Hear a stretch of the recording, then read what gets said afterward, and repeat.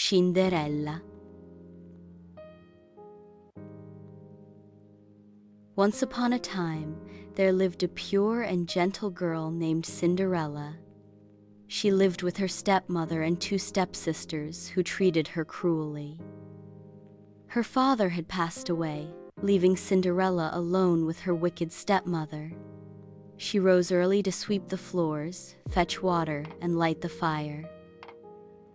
She scrubbed the steps and mended clothes until her fingers grew sore. Her stepsisters called her Cinderella because of the cinders on her face. But Cinderella never lost her kind spirit.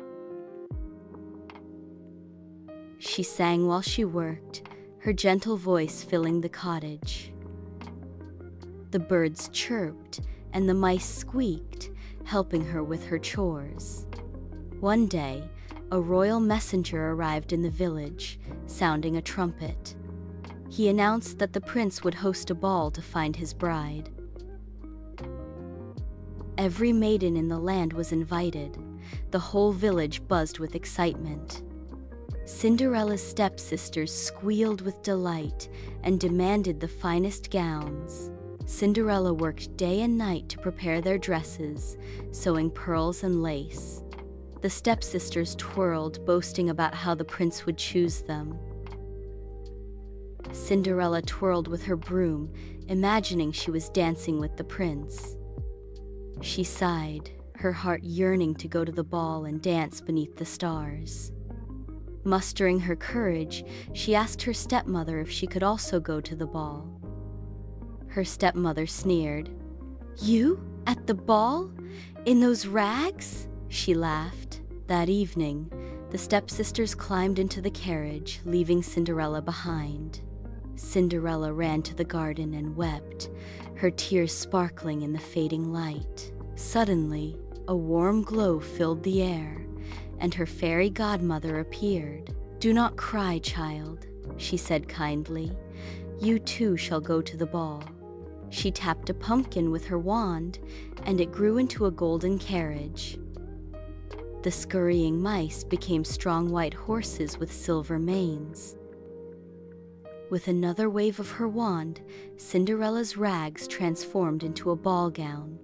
Tiny glass slippers appeared on her feet, glittering like starlight. The fairy godmother warned, "Remember, child, the magic will end at midnight."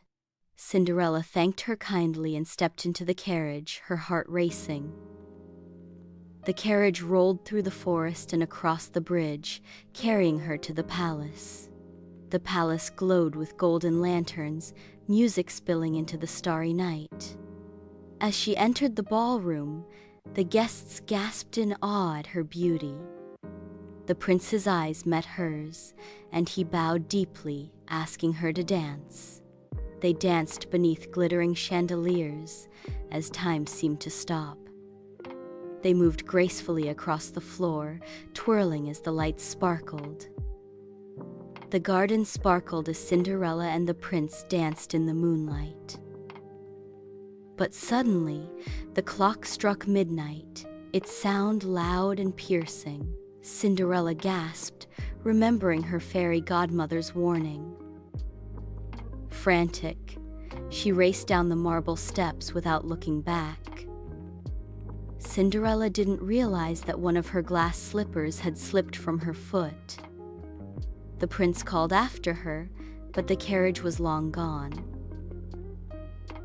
As the last chime sounded, her gown faded into rags, and the magic vanished.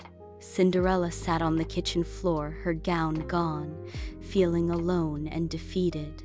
But the glass slipper lay on the palace steps, shimmering in the darkness. The next morning, the prince declared he would marry the maiden who fit the glass slipper. He vowed to try the slipper on every maiden until he found the women he had danced with. They visited every household, presenting the delicate slipper to eager maidens. In one village, a group of young women lined up, each taking turns to try on the slipper. Meanwhile, at Cinderella's home, her stepsisters were in a frenzy. They preened and posed, desperate to make the slipper fit, but their efforts were in vain. As they argued, Cinderella stepped forward, and the prince allowed her to try it on. However, before she could try on the slipper, her stepmother dropped it to the ground. The shattered glass shards lay on the floor as Cinderella's stepmother smiled. Cinderella remained calm, reaching into her pocket to reveal the other slipper. The prince's heart leapt with joy, for he knew she was the one he had danced with. Her fairy godmother appeared once more, blessing Cinderella with her magic. The prince lifted Cinderella's hand, leading her to his carriage with warmth and love. They rode to the palace, where bells rang joyfully and people cheered for the princess. A grand wedding was held, filled with music, laughter, and happiness. From that day forward, ruled the kingdom with kindness and love for all. And Cinderella and her prince lived happily ever after.